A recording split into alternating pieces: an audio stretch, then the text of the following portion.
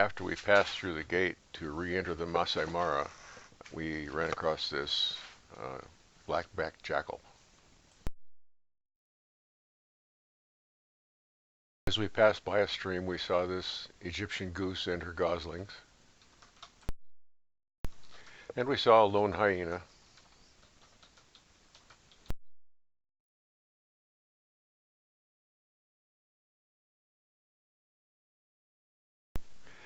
This troop of banded mongoose was traveling parallel to our road. I don't know what their goal was or whether they have homes in different counties or what they're up to, but they are fun to watch in their randomness.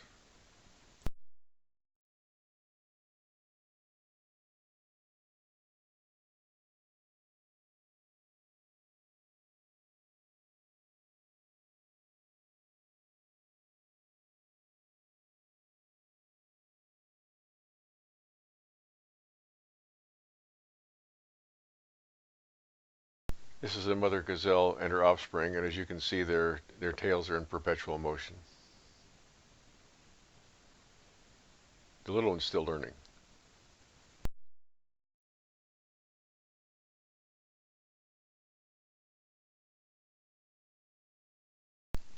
As we crested a hilltop, we saw that vehicle that you're looking at now, probably about a mile and a half away. He was sitting next to a water hole, and it looked as though there might be a lion near it. And then we looked more closely and saw there were more lions. So we decided we should go there. When we arrived, the lions were just finishing getting their drinks and heading for the shade, and we parked in a place that was optimum.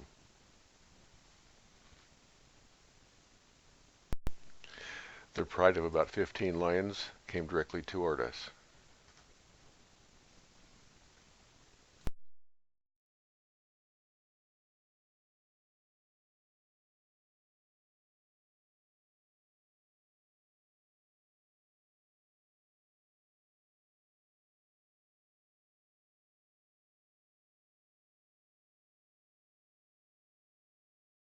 While I was watching the lioness and cubs, our guide mentioned that the male had already reached the shade and was claiming his territory.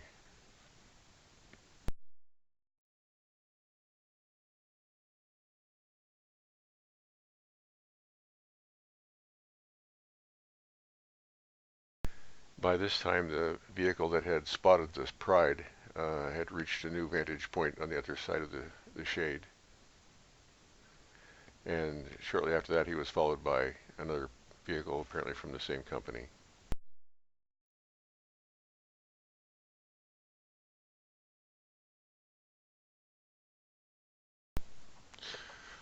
All of the individuals finally made it into the shade and found themselves comfortable places to lay down.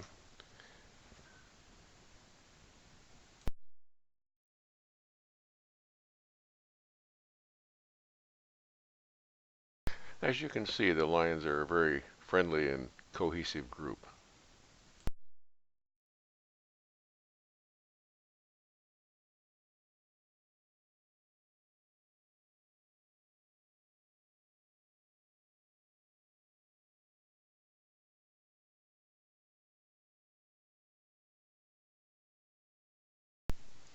This male was certainly not the dominant male in the pride. His status was unclear to us. He didn't seem to be rejected by it either, so it's hard to say what his place is.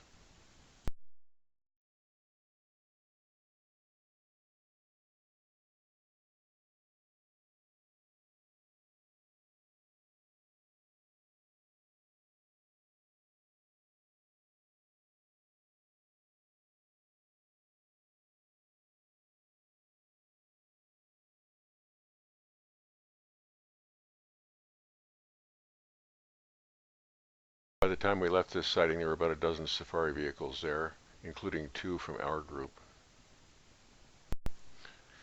Shortly after we left that pride of lions, we encountered this male ostrich. Seemed to be performing some kind of a dance, apparently trying to attract a female.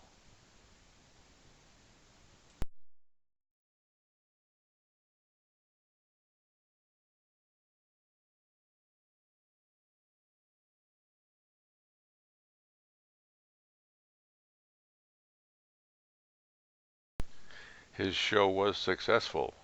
Uh, he did impress the female that was nearby, and shortly after that they were mating. As you notice, there are two heads in this display, uh, so they're mating at this time.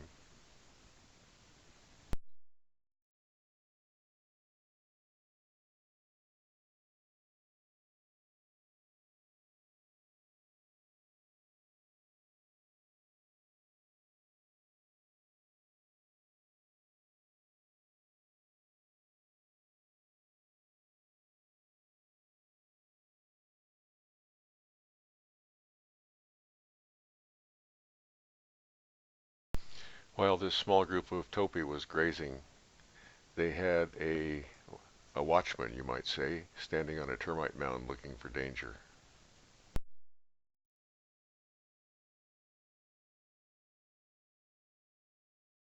As we approached camp, we found these hippos by the river.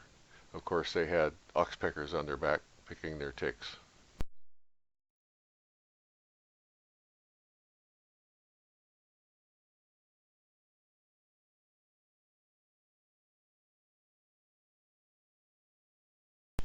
We stayed 4 nights in this camp in our 2-room tent with a tent above our tents.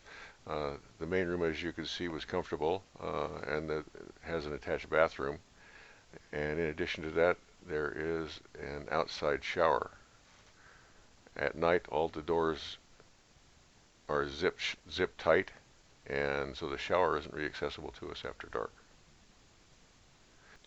We saw these impala as we were entering or leaving camp on several occasions.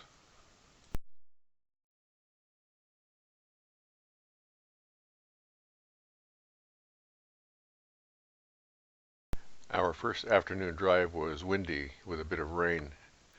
There's something about watching very small elephants that just makes you want to smile.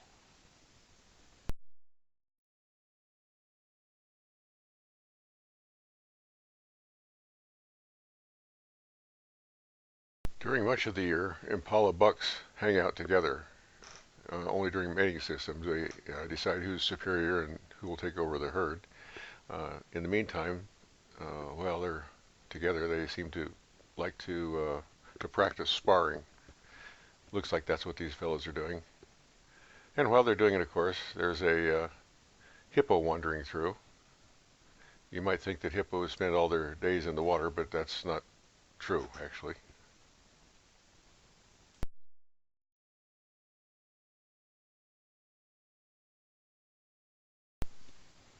We have Cape buffalo here. These agama lizards are less colorful than many we've seen. The morning after we arrived at Ngneche, we went out on safari again and went to the place where we had seen the pride of 15 lions on the prior day. And we found them about a quarter to a half mile away from where they had been. One of the cubs had found a mud flap, and he wasn't going to let anyone else have any of that, although the other cubs challenged him for it on several occasions. He was too much fun to watch.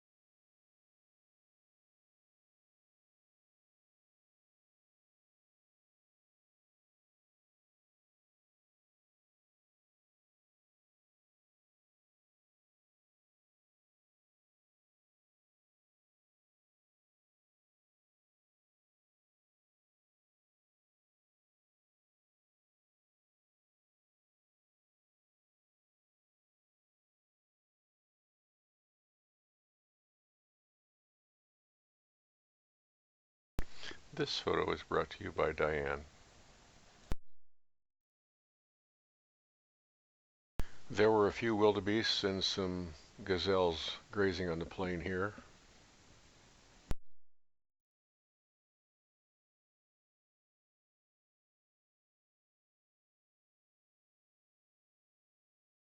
This is a lioness with her cub resting as they guard the topee the lioness had killed last night.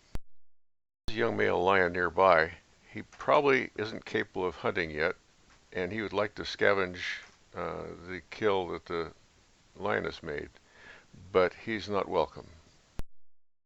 This is a bloat of hippos in a water hole in a very, very slow flowing stream. Since they eat grass, they often pass gas, like cattle do, amusing when they're underwater. This is a wake of vultures. They're feeding on a dead cow. It's not clear why the cow is dead because there aren't any predators around eating it like you would expect. So there's a good possibility that it was poisoned. Now, if it was poisoned, there's a good chance that most or all of these vultures will die also. This is one of the reasons that vultures are approaching extinction. Not obvious here, but in Africa they are approaching extinction. These two vultures are lappet-head vultures. They're the largest of them. They must have had their fill already. They would certainly be the first to do the feasting. We also have two other kinds of vultures in here. We have white-backed and Rappel's griffon vultures. I don't know if you noticed, but there was a jackal in the background walking by, knowing that there's no way he's going to get in there with this number of vultures. And as you can see, there's a bit of competition among the vultures. They tend to be a little competitive, shall we say.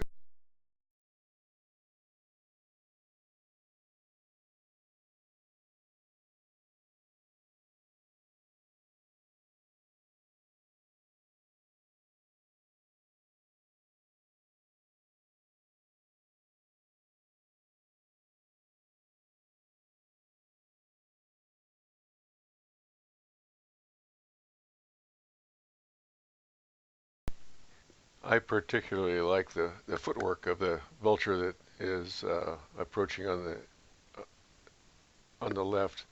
He's going to go for the inside of the neck, but watch his footwork. He's very consistent.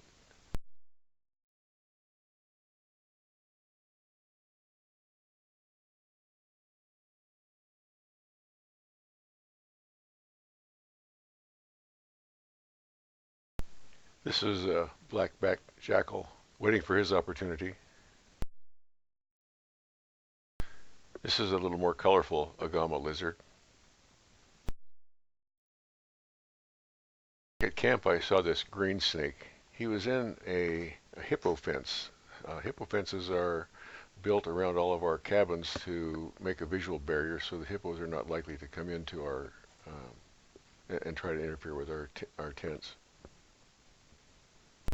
This snake is about a 1/4 inch diameter and maybe a foot long. I'm told it isn't poisonous.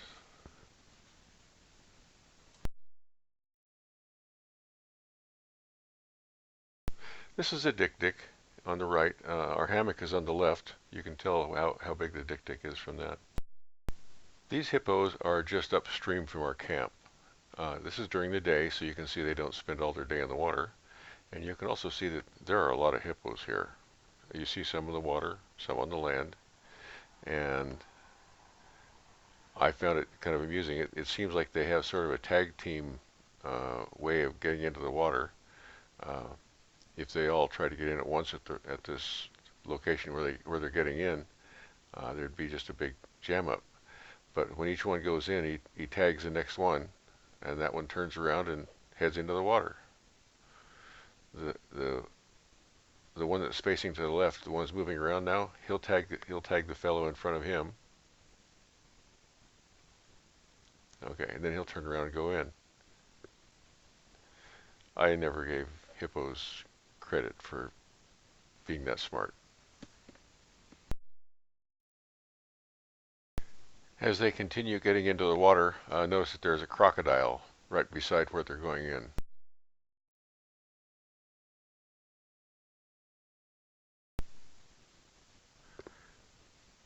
This nocturnal serval cat is out hunting during the day.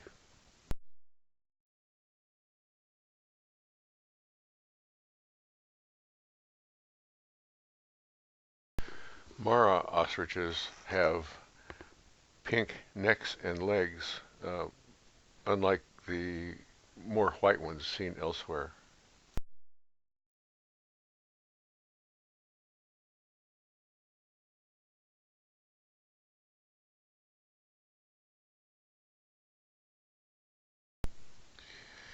We are headed across the plain on our way to what may be a river crossing where the wildebeest cross en masse into the Serengeti. But along the way, we see a huge number of animals. There are topi and zebra and gazelles, as well as the wildebeests.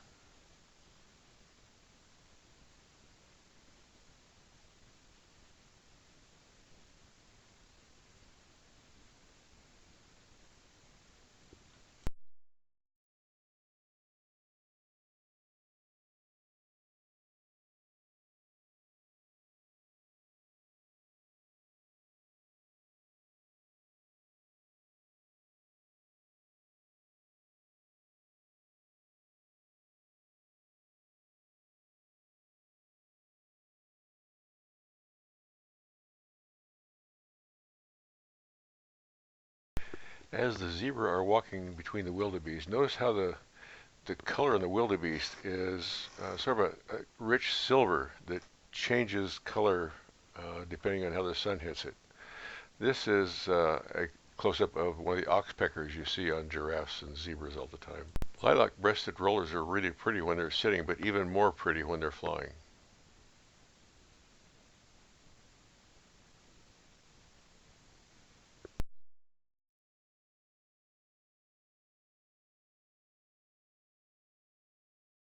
Out in the middle of the plain, there's a hole in the ground, and it's the home to a family of hyenas. Here's the little one showing up. The baby hyenas are completely black while they're very young. Here's a photo of one with an adult. As we were watching these hyenas, their attention was suddenly diverted. I couldn't tell whether they had heard a sound from another hyena at a kill or whether they saw the circling vultures, but they decided they should join the feast. As these two were headed for the kill, there were other hyenas coming in from the left and from the right.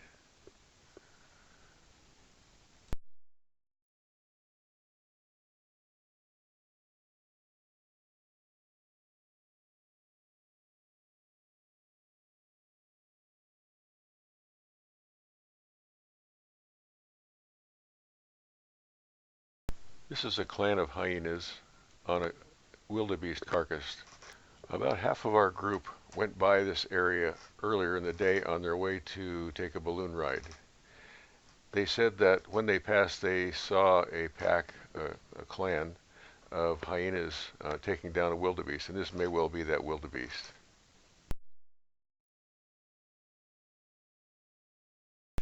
This eagle is arriving.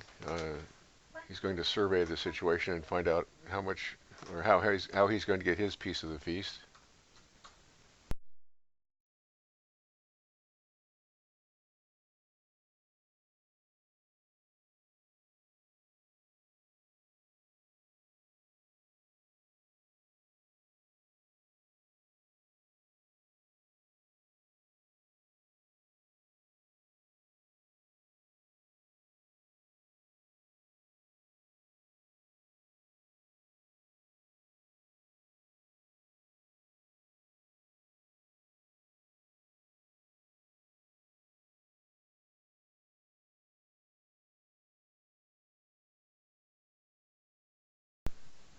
The hyenas can't have a feast without a little family squabbles from time to time.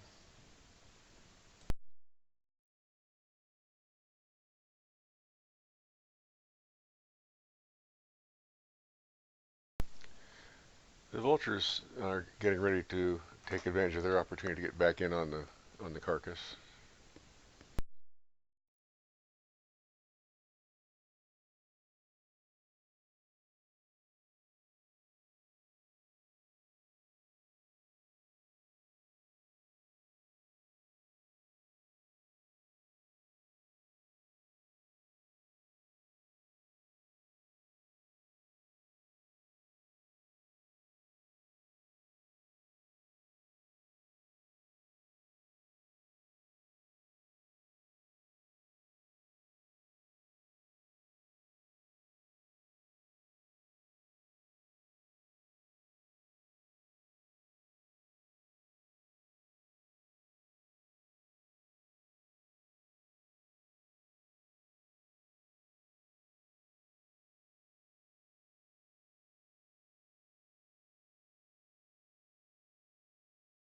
Between the hyena den and the wildebeest carcass, there was a water hole complete with storks and even herons.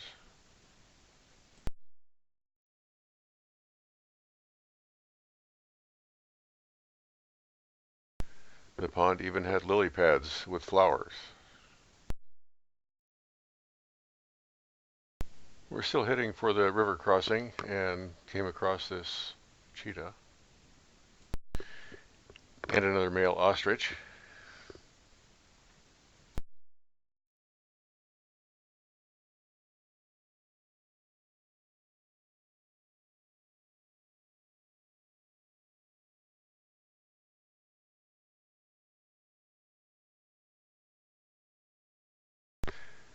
And we got a little bit better look at a reedbok. That's reed as in reeds at the river. Then we got a real treat. Our guides met up with another vehicle from another company, and they said that this spotted zebra had been seen nearby. So we went to have a look.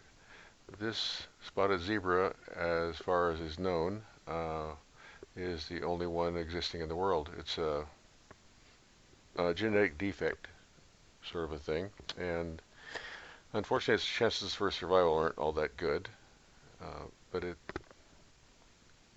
it's a unique little beast.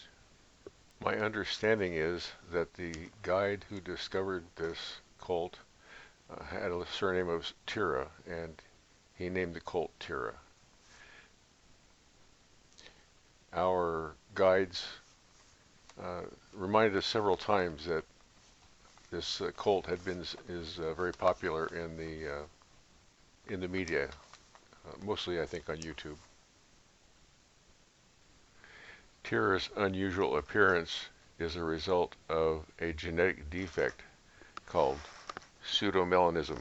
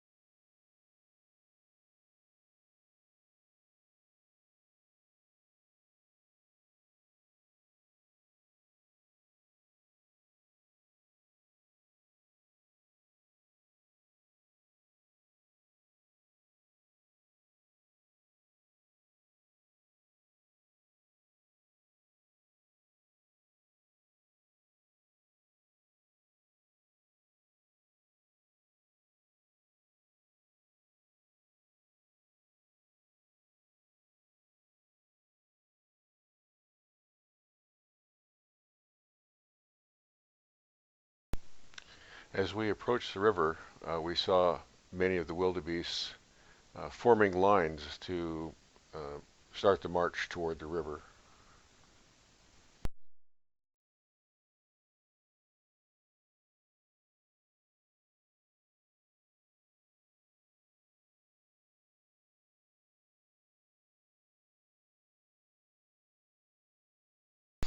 Young warthogs in motion are almost as fun to watch as the banded mongoose. What I cannot show you is when we saw a warthog chasing a hyena at full speed. That's not ever supposed to happen, but it did happen so fast that I couldn't record it.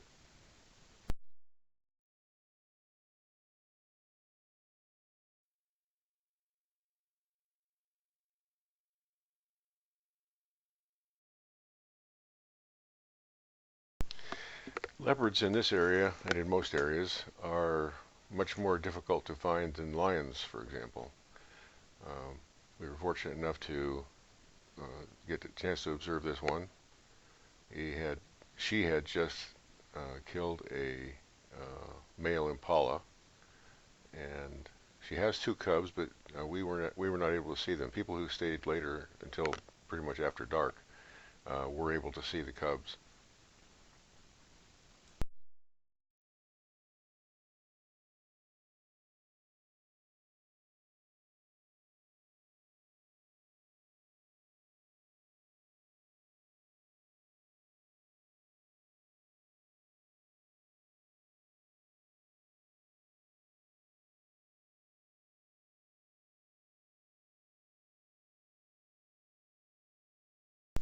Speaking of lions, on our way back to camp, we did find another pair walking in the tall grass.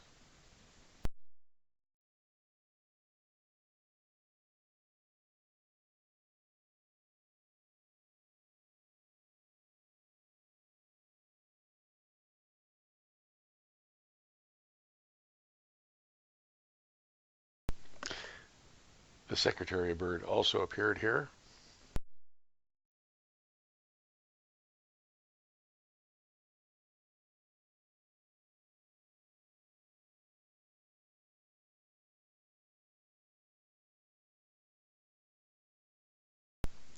These young male giraffes are sparring. They're practicing the skills they'll need later in life to fight off challengers or to make a challenge for a tower of female giraffes.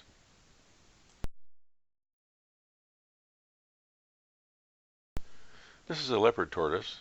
Generally, you're only going to see them crossing the road because whenever they're in the grass, you'll never see them.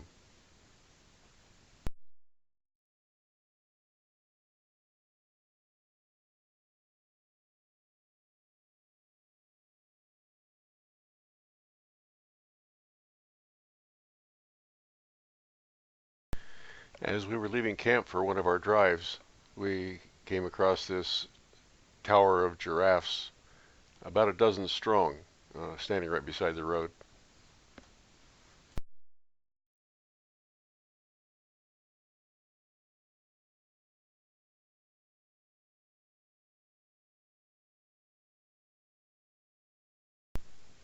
And about a quarter of a mile further down the road, we found this other tower of giraffes along with several zebra.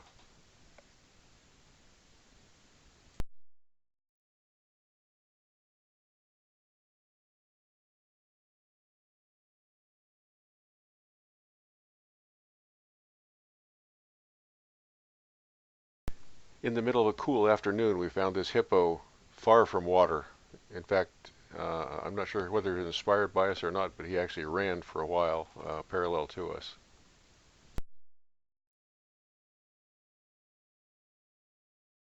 It's hard to get perspective here, but this is a Goliath heron.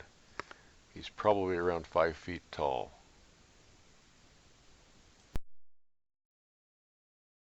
This is an area of the river between the Mara and the Serengeti where the wildebeests and other animals cross.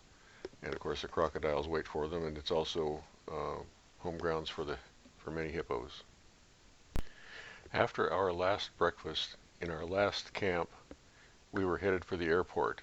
The 3 safari vehicles in our group were on different roads. We were closer to the airport than the other 2 vehicles that had taken the different routes, but they had spotted some lions in tall grass. The lions were looking for a place to relax for a while. By the time we arrived, they were moving, so we positioned ourselves ahead of them. One of them walked between our vehicle and another and positioned himself in the shade beside our vehicle and decided to take a rest. You don't realize how large they really are until you're looking right down on them. This was a great finale to our trip. We couldn't have asked for better.